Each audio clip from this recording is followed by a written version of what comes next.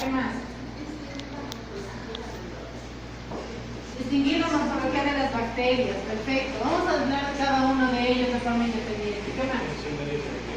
Conocer medios de cultivo. Entonces, ¿qué implica conocer?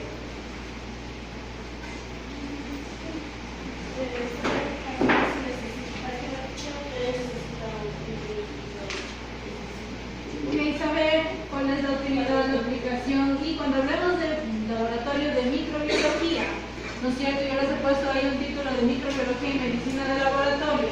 ¿Qué implica?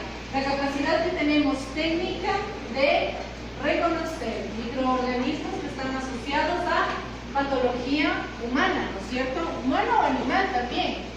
Entonces, cuando hablamos de diagnóstico microbiológico, nosotros tenemos que considerar que existen enfermedades que están asociadas a los microorganismos, ¿no es cierto? Pero esto no es intuitivo, sino que llegó un momento en el que establecimos que había esas enfermedades, establecimos que hay esas asociaciones, pero no sabíamos cuál era la causa, ¿no es cierto? Entonces, tenemos que buscar a alguien, ¿no? En ese mundo ahí.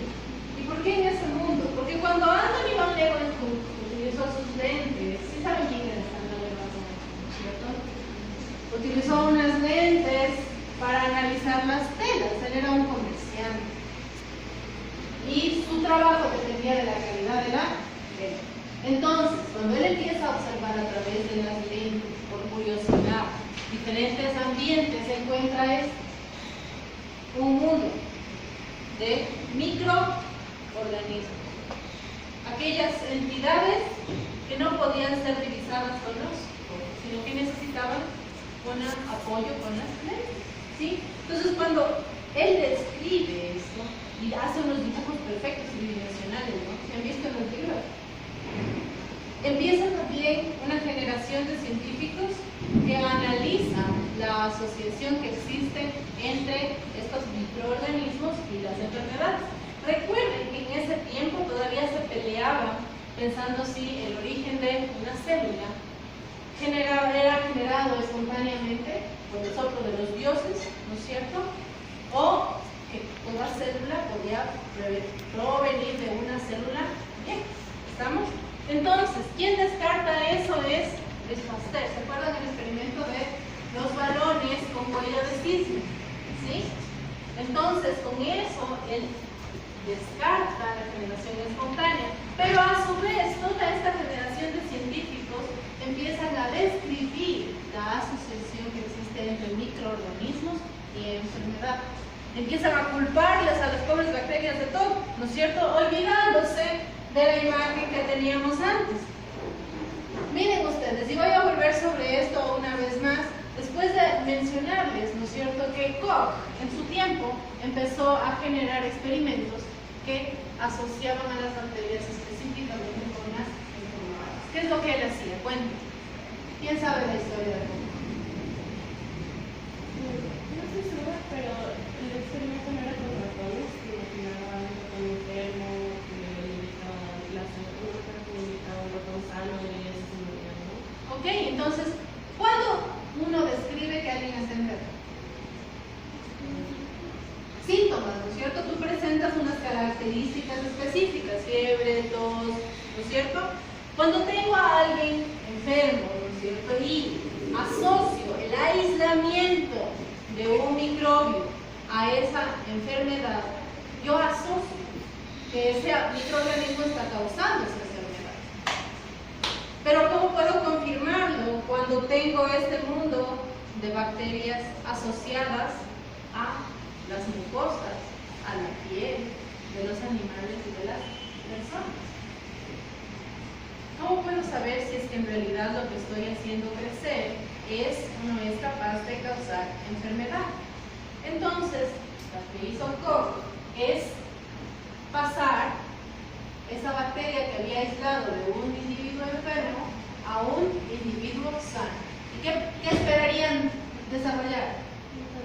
La misma enfermedad, los mismos síntomas, ¿sí? Para comprobar que ese experimento es exitoso, finalmente lo que hace es aislar el mismo microorganismo del segundo individuo enfermo, confirmando así que el agente causal de la infección o de la enfermedad es ese factor. ¿Estamos? Muy bien, entonces cuando generan estos postulados, que son los postulados más importantes de la microbiología clínica, estoy asociando a un microorganismo con una enfermedad. Pero yo les he mencionado que necesito aislarlos, ¿no es cierto?, de ese mundo. Entonces, ¿qué son las bacterias? Las bacterias son células procariotas que tienen un cromosoma circular y pequeños fragmentos de ADN circular también. ¿Sí? Tiene una membrana, una pared que le permite resistir a los cambios osmóticos en el ambiente y tiene varios apéndices que le ayudan a moverse, en este caso al flagelo, o a adherirse a las células a las cuales coloniza, o al sistema al cual coloniza. Eso es una bacteria y tiene diferentes formas, ¿no es cierto?, de formas redondeadas, que se les llama cocos, o formas de bastones, ¿sí?, que les llamamos bacilos, formas curvadas, los virilos, y tienen también asociaciones. Únicamente las asociaciones de los cocos están codificadas genéticamente. Entonces yo puedo ver asociaciones en cadenita, a las cuales les voy a llamar estreptococos, o asociaciones enlucadas o racimos de uva, que generalmente son los de la familia de los Micrococaceae, específicamente la género Staphylococcus, ¿ya? Entonces la estructura de la pared es un punto importante porque me va a permitir describir a las bacterias. ¿Cuál es la composición? Tengo dos formas de químicas de composición de las bacterias, de las paredes bacterianas. La una es una estructura de péptido glicano gruesa, ¿sí?, que va a garantizar a las bacterias que se tiñen como gram positivas y la resistencia a la sequedad del ambiente o a la radiación. Y tengo por otro lado una pared que tiene una fina capa de péptido glicano, como ustedes están viendo aquí en la imagen, y está conformada por esta estructura de fosfolípidos. Y estos, el lipopolisacárido, ¿sí?, de la estructura, va a estar conformada principalmente por lípido A. Esta naturaleza química me permite distinguir a las bacterias, ¿sí?, por la coloración, ¿sí? Entonces, yo puedo verlas después de colorearlas y la coloración me va a ayudar a distinguir, ¿sí?, o a mejorar la resolución de la imagen. Esta herramienta, si empecé hablando de Anthony Van Leeuwenhoek, ¿no es cierto? Esta herramienta fue perfeccionada a partir de los estudios de la física y la óptica. Entonces, ustedes tienen atrás, ¿sí?, todos los microscopios ópticos de luz y tienen aparte una estructura madre o matriz, ¿no es cierto?, que es la estructura de la base, ¿no es cierto?, el soporte, el cabezal, el revólver, que son componentes mecánicos. Y luego tengo los componentes ópticos que están debajo de la estructura de la platina, que se llama el condensador, ¿sí?, los lentes objetivos y los lentes oculares. ¿Cuál es el principio fundamental? ¿Por qué observo? ¿Quién me dice? ¿Por qué puedo ver imágenes a través de las lentes? ¿Qué es lo que necesito? Luz, primero, luz. Entonces, la luz nace de la fuente y pasa por diferentes lentes, ¿sí?, lentes convergentes. Esas lentes convergentes van a dirigir la luz, ¿sí? Entonces, el condensador dirige la luz hacia un punto focal, luego atraviesa la muestra, ¿no es cierto? Y como son lentes convergentes, voy a tener una radiación de la luz hacia la lente objetivo, ¿sí? Y un sistema de espejos me permite observar a través de las lentes oculares, porque si se fijan aquí, hay un pequeño ángulo. ¿Qué pasa cuando la muestra no tiene tinción? La luz atraviesa la muestra, ¿sí?, con mayor y mayor proporción. El ángulo de incidencia de la luz es diferente y no cambia. Entonces, si ustedes ven una preparación sin tinción, sin colorantes, ¿sí?, la incidencia de la luz desde la fuente tiene que ser baja. ¿Para qué? El fenómeno de la luz implica que al incidir un ángulo de luz, ¿sí?, cambia la dirección al otro lado del objeto monitor. Y pueden haber otros fenómenos como la refracción de la luz, ¿sí? ¿Qué quiere decir? La luz choca contra el objeto y cambia de dirección, pero no atraviesa. Y puede haber también absorción de la luz, es decir, que el objeto absorbe esa luz. ¿Estamos? Entonces, si yo incido una fuente de luz muy alta en una preparación sin teñir, ¿voy a ver algo o no voy a ver algo? ¿Qué voy a ver? Algo claro, luz, nada más.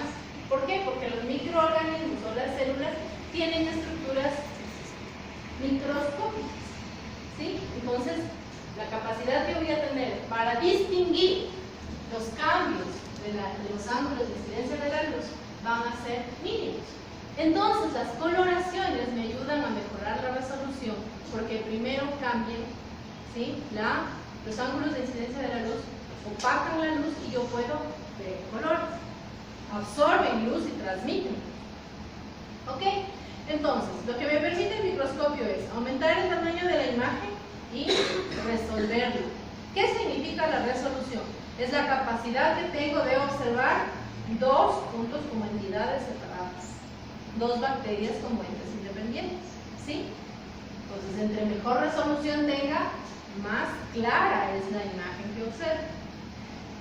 Los microscopios tienen lentes objetivas que van desde el aumento 4x hasta el aumento en 100x. Cada una de esas lentes, ¿no es cierto?, son, como les dije, convergentes. Y el lente de 100x es una esfera, o casi una esfera. Eso quiere decir que al incidir la luz sobre una esfera, yo voy a tener un punto mínimo de incidencia de la luz. Cuando enfocan en lentes de bajo aumento, como el lente de 4, que es casi plana, ustedes van a tener que bajar la incidencia de la luz del fuente. Pero cuando el lente de enfoque es el de 100x, ustedes tienen que aumentar la luz de incidencia. ¿Para qué? Para que la mayor proporción de luz pase a través del lente. Otro defecto del lente de 100x, al ser una lente casi esférica, ¿sí?, es que no va a captar toda la luz. Porque si al atravesar el objeto, el portaobjetos, ¿sí?, el ángulo de la incidencia de la luz se refracta y cambia de dirección, toda la luz llega por los lados en lugar de entrar directo a la lente. Entonces no puedo resolver la imagen, ¿sí? Entonces lo que hago con el lente de 100x es mejorar o igualar el índice de refracción de la luz. Es decir, que la luz que pasa a través de la muestra no cambie de dirección cuando entra al objetivo de 100x. La forma en la que igualo el índice de refracción de la luz es el uso del aceite de inmersión. Por eso se utiliza únicamente en el lente de 100x, no en el 40, no en el de 10, no en el de 4. ¿Sí? Prácticamente la muestra se embebe en el aceite y el lente toca el aceite, de forma que no haya cambio del ángulo de refracción de la luz y pueda resolver la imagen. Sin aceite ustedes no resuelven la imagen. El problema con el aceite es que daña el lente, ¿sí? Entonces, después de observar, tienen que limpiar los lentes. ¿Van a limpiar con cualquier cosa? No, porque si rayan las lentes, devuelven el microscopio, ¿ya? Entonces, tienen que limpiar con un papel de lente, que las niñas tienen ya listo para ustedes cuando terminen su observación. Otra cosa muy importante es que los microscopios no se manipulan con guantes. Una vez que nosotros trabajemos nuestras preparaciones, estén secas y listas para ser observadas, se lavan las manitas, ¿sí?, sacan los guantecillos y vamos a observar en los microscopios. ¿Ok? Para ver una muestra, una preparación, lo primero es hacer un croquis, que ya vamos a hacerlo durante la práctica. Implica que tengan una placa portaobjetos, que la identifiquen. Yo les pedí que traigan lápiz de cera, ¿ya? Van a rayar el portaobjetos, la parte de atrás, con el lápiz de cera, ¿sí?, y van a identificar la muestra. Entonces tienen cultivo de Staphylococcus aureus, cultivo de Escherichia coli en los agarres nutritivos que están sobre sus mesas. Entonces van a colocar sobre ella una pequeña gotita de solución salina, ¿sí se fijan? Una pequeña gotita. Ustedes tienen goteros, entonces no van a llenar el gotero, sino que apenas van a permitir que la tensión superficial del líquido mantenga una microgota en el gotero. No necesitan ver el frotis, ojo. Entonces no arrastren todas las bacterias del cultivo, sino que únicamente tocan una colonia con la punta de un palillo de dientes, ¿ya? Y esparcen la bacteria en la solución salina de forma circular. Esperamos a que se seque y uno de los procedimientos más importantes es la fijación. ¿Qué implica la fijación? La fijación es la denaturación de las proteínas que existen en ese extendido, ¿sí? Ligeramente, para que se pegue la muestra libre y no se elimine el proceso de lavado. Existen varias formas de fijar. La más barata en microbiología, dado que utilizamos siempre el mechero, es la fijación por calor. Van a pasar la placa 3 veces por el mechero suavemente, sin que se caliente la placa. ¿Qué pasa si calientan de más la placa? Las estructuras se van a freír y la coloración no va a funcionar. Así. Entonces, eso es lo que vamos a hacer con la fijación. Puedo hacer dos cosas. Una tinción simple, que significa aplicar un colorante y ya. Lo que vamos a hacer ahora es una tinción diferencial. ¿Qué implica? Que la aplicación de varios colorantes me van a permitir asociaciones concretas del colorante con las estructuras de las bacterias. Y puedo observar colores. ¿Ya? Entonces, les acababa de mencionar que existen bacterias que tienen una gruesa capa de peptidoglicano, ¿sí? Que se tiñen como gram positivas. ¿Qué quiere decir eso? Que tienen afinidad por el colorante primario de la tinción diferencial, que se llama cristal violeta. ¿Ya? El cristal violeta penetra esta capa y luego un reactivo que se llama mordiente o yodogram va a atrapar la estructura, va a atrapar en la estructura del cristal violeta, cerrando los focos. ¿Sí? Esta estructura coloreada con el cristal violeta y con el mordiente va a ser resistente a la decoloración. Voy a regresar acá a la estructura de la membrana de la pared de las bacterias. Quiero que se fijen que las dos, tanto las gram positivas como las gram negativas, tienen una membrana plasmática que está hecha de fosfolípidos, es una bicapa, ¿no es cierto? Y que la estructura de la gram negativa tiene más lípidos acá, ¿ya? En la pared. Acá no tengo esos lípidos. Entonces, ¿qué pasa si le pongo acetona al aceite? ¿Se disuelve o no se disuelve?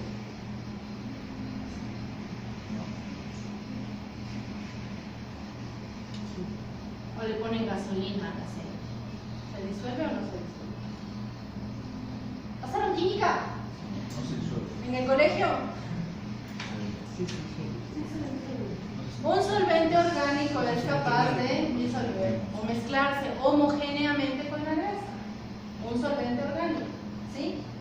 Con el agua. Si yo le pongo agua, la grasa no se mezcla de forma homogénea, ¿cierto? ¿O no? ¿Se han puesto agua y aceite? Entonces, si yo utilizo un solvente orgánico, voy a disolver esta capa de grasa, lo que no va a pasar con esta bacteria. Entonces vuelvo a la asociación. Aquí tengo cristal violeta con yodogram pegado a la pared. Acá también. Pero el momento en el que yo pongo un solvente orgánico, que es el alcoholcetona, el set de coloración, esto, la estructura química, se disuelve. Entonces, todo el complejo de cristal violeta y yodogram que estaba atrapado aquí, se lava. Mientras que acá sigue atrapado. La decoloración es el punto crítico de esta técnica. ¿Por qué? Porque si yo aplico en exceso el decolorante, voy a tener una disolución de la membrana plasmática, que también es grasa, en las dos estructuras. Entonces, independientemente de que tenga una estructura de una pared gruesa, ¿sí? Si yo aplico de más el solvente, voy a disolver la membrana y de una tinción errónea en este tipo de bacterias. Por eso, la aplicación de colorantes es crítica. Ahora, ¿qué pasa si es que yo no aplico el tiempo suficiente de colorante? El cristal violeta se va a ver atrapado por la pequeña lámina de peptidoglicano que tengo aquí, ¿no es cierto? Y de todas maneras, a pesar de su estructura, la voy a ver teñida como si fuera una gran cosita. Entonces tiene que ser punto preciso. ¿Ya? Ok, entonces, luego de aplicar el decolorante, ¿sí? Voy a colocar una tinción secundaria, que puede ser de cualquier color que diferencie el colorante primario. En la tinción de Gram, la estandarización es utilizar safranino, que va a cubrir los huecos, ¿sí? Todas aquellas estructuras que fueron decoloradas se van a teñir de rosado con safranino. En su procedimiento está descrito cuál es el tiempo de aplicación de cada uno. ¿Quién me dice? 1 minuto de cristal violeta. 1 minuto. 10 segundos. ¿Ya? Y acá son 30 segundos. ¿Sí? Es importante que prueben cada centenar. ¿Ya? ¿Con qué? Con cultivos que ya conocen. El Gram, la tinción Gram, en un hospital es una prueba de emergencia. Es una prueba de emergencia. ¿Quién era médico aquí? ¿Ninguno? Los dos son médicos. Es una prueba de emergencia. ¿Por qué el Gram es una prueba de emergencia en un hospital? ¿A qué grupo ya de bacterias está asociada a una infección? Probablemente, y con eso ellos aplican terapias empíricas, sobre todo en grupos de riesgo, si no en cualquiera, en grupos de riesgo, en niños o en adultos mayores. ¿Sí? Entonces, si tengo una guagua con fiebre, que no sabes qué es lo que tiene, 2 meses de edad, ya haces un Gram de la orina y ves bacterias Gram negativas, ellos ya saben qué tratamiento darle, no pueden esperarse al cultivo. Entonces resulta que el Gram es una técnica de emergencia. ¿Ya? ¿Listo? Entonces, aquí entre los pasos es importante lavar, retirar el exceso de colorante que no fue adherido a la estructura. ¿Estamos? ¿Cómo van a lavar? Con agua destilada, ¿sí? Inclinando ligeramente la placa en un ángulo de 45 grados y no van a aplicar el agua destilada directamente sobre el brote, sino por sobre, para que al derramarse, al decantarse el agua, pues ustedes tengan un lavado sin agredir al brote. Muy bien. Finalmente, ¿cómo creen ustedes que hicieron aislamientos de bacterias? Cuenten, no tienen tecnología, no es como tenían que ingeniarse. ¿Qué creen que hicieron?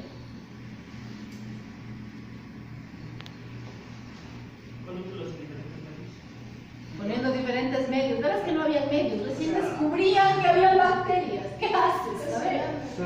¿Cocinando a quién? ¿Les vas a cocinar a las bacterias? Así fue como Pasteur eliminó la teoría de la generación espontánea, cocinando a las bacterias. Ahí describió un punto importante en microbiología, que es la esterilización. Pues nosotros utilizamos el calor para destruir las bacterias y con ello tenemos medios de cultivo estériles, ¿no es cierto? Pero cuando los medios de cultivo se desarrolló también con Pasteur, ¿cómo hizo él el experimento este de los balones con cuello de cisne? ¿Quién se acuerda?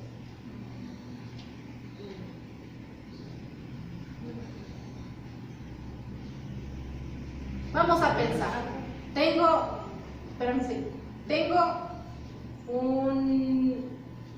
una intuición de que esas cosas que estoy viendo que se mueven bajo las lentes son las causantes y responsables de toda la maldad del mundo.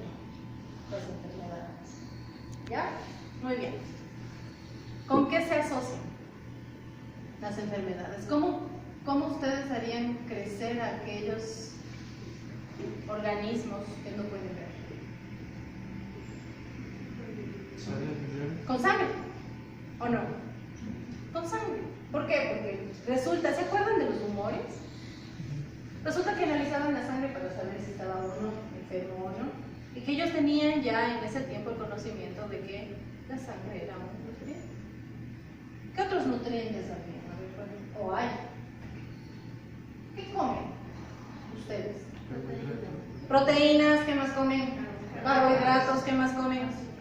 Azúcares. Azúcares, carbohidratos, lo mismo, ¿qué más? Lípidos. Y oligoelementos, ¿no es cierto? Entonces resulta que las bacterias no son tan diferentes, porque cargan lo mismo, ¿no es cierto? Entonces, realmente ellos tuvieron que desarrollar mucho la tecnología para describir aquellas bacterias que podían crecer. Y en esta diapositiva yo les digo, prácticamente la mitad del mundo microbiano no lo hemos podido cultivar. Lo conocemos, sí, porque hemos desarrollado otras cosas. Pero ¿qué implica el cultivo? El cultivo o el crecimiento bacteriano significa generar nuevas moléculas. Y las moléculas se generan a partir de materia prima. Esto no es diferente a una planta. Ustedes ingresan materia prima en la fábrica, se generan procesos de transformación y yo tengo productos. Las bacterias ingresan macronutrientes, micronutrientes, oligoelementos, construyen sus estructuras, ¿no es cierto? Y el resultado es la replicación, ¿sí? Y producen el tejido. Entonces, todo lo que implique estos macronutrientes y micronutrientes podría ser fuente de alimento para las bacterias. ¿Cómo hace? Ya tengo sangre, ¿no es cierto? Les pongo las bacterias en la sangre, ¿sí o no? ¿Y se acuerdan la imagen de Walton del inicio? ¿Qué creen que crecía? Todo. En una coloración veía de todo. Y en ese tiempo, a diferencia de nosotros, ellos eran muy detallistas. Entonces, una bacteria que tenía una curvita, una bacteria que era rectita, una bacteria que tenía vacíos en el centro, o que era redonda, o que se agrupaba de una u otra forma, podría pertenecer a familias o géneros diferentes. ¿Sí? En ese tiempo, toda la asociación taxonómica se hacía en base a la apreciación fenotípica. ¿Qué quiero decir con eso? Las características físicas que presentan los organismos. Entonces yo no puedo asumir que un bacilo es igual a un coco, ¿sí? Sino que pertenecen a grupos taxonómicos diferentes. Entonces, lo que hacen es establecer composiciones complejas con caldos de carne. Entonces agarraban a la vaca, metían la carnecita en un agua, ponían sal, probaban si estaba buena, filtraban y hacían crecer ahí a las bacterias. Y seguían sin poder aislarlas. ¿Ya? ¿Qué harían ustedes para aislar? Ya saben que crecen en caldos, saben que crecen en carne. ¿Qué hacen? Saben que crecen con carbohidratos. ¿Qué harían ustedes? Cuenten. Crear una sustancia, una solución que pueda contener todos esos elementos. Ya, pero en ese tiempo estabas ahí inventándote el agua tibia. ¿Qué tienes en la naturaleza? Tal vez como se sabía que el exceso de azúcar o sal mataba, o sea, evitaba que la comida se dañase, usó mucha azúcar, mucha sal en el medio. Ya, entonces empiezan a generar composiciones diferenciales en los caldos. Muy bien, entonces voy a tener tóxicos, por ejemplo. ¿Sabes que hay tóxicos que pueden matar a unas o no a otras? ¿Cuál? El cristal violeta en el legame. ¿Qué les parece a ustedes? ¿Que una bacteria puede crecer con el cristal violeta? Si yo le pongo cristal violeta a un caldo de carne, ¿podrá ser un medio selectivo? Que me permite el crecimiento de unas y de otras, ¿no? ¿Sí? ¿Ya? O aumento sal, aumento azúcar, o le quito azúcar. Entonces empiezo a generar medios sintéticos con formulaciones conocidas, exactamente las cantidades molares de cada uno de los elementos, microelementos, o puedo tener los medios complejos que son los que utilizamos hasta el día de hoy. Ustedes van a revisar la composición de cada uno de estos frascos y van a ver que todos tienen extracto de carne, extracto de levadura, extracto de soya, ¿sí? Que son las fuentes de macronutrientes generalmente que están ubicados acá. Entonces son medios complejos en los que no encuentro la composición molar de cada uno de los elementos incluidos aquí, pero que son suficientes para poder hacer crecer a las bacterias que están asociadas a la enfermedad humana. Y por otro lado tengo estos medios de cultivo que son nutritivos, es decir, que me permiten el crecimiento de las bacterias que no son fastidiosas. En otros medios de cultivo en los que les aumento sangre, ¿sí? O suero, que van a implicar proteínas, macroelementos o cofactores especiales. Cuando yo añado sangre en medio de cultivo, añado hemoglobina, añado nada, ¿sí? Que en comercial, en la parte comercial, les pongo un nombre, factor 10, factor 5. Pero son moléculas orgánicas que son parte vital de los ciclos de generación de energía de las células, ¿sí? Entonces yo puedo otorgarles esos nutrientes a las bacterias para que crezcan, ¿sí? En medios nutritivos o enriquecidos, sobre todo cuando son exigentes. Por otro lado, si añado, le quito un elemento, puedo hacer que el medio sea selectivo, es decir, que solo crezca un grupo de bacterias. Y este es un ejemplo de un medio de cultivo que se llama Clay, ¿ya? Que tiene una concentración diferente de sales, un medio que va a ayudar a que crezcan unas bacterias y otras no. Tengo en sus mesas un medio de cultivo que se llama maconquilactosa, que está rosadito ahí, ¿ya? Ese medio de cultivo tiene cristal violeta y tiene bilis, ¿ya? Que van a evitar el crecimiento de bacterias que se definen como gram positivas, siendo selectivo para las gram negativas. Aparte, si yo incluyo en los medios de cultivo indicadores de pH, yo puedo identificar la capacidad metabólica que tienen esas bacterias para comerse o no comerse un azúcar, una proteína, un aminoácido, ¿sí? Porque los cambios de pH son la forma más fácil y drástica de encontrar diferencias metabólicas entre las bacterias. Entonces ustedes tienen ahí un medio que se llama maltose salado, el medio maconquilactosa o el mismo Clay, que tienen diferentes indicadores de pH que me van a permitir observar colores asociados a acidez o alcalinidad. ¿Estamos? Verde de bromo cristal, por ejemplo, ¿no? También de amarillo azul. ¿Ya? Tengo por otro lado también una clasificación de los medios de cultivo como sólidos, semisólidos o